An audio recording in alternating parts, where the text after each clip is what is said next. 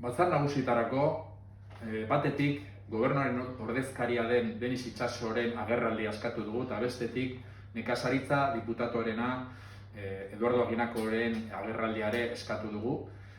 Azalpenak emateko Arrongo urtegiaren inguruan.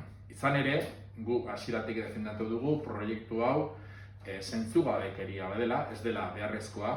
Eta martxoan, gure diputatua, Madrilen diputatua den Iñaki Ruiz de Pinedok eginiko galdera batzui erantzunez, Espainiako gobernuak argi eta garbi esaten zuen, baztertzen zuela proiektu hau, ez delako bideragarria ekonomikoki, eta ingurumen inpaktuaren eskatzen ziren baldintzak ez zelako posible betetzea.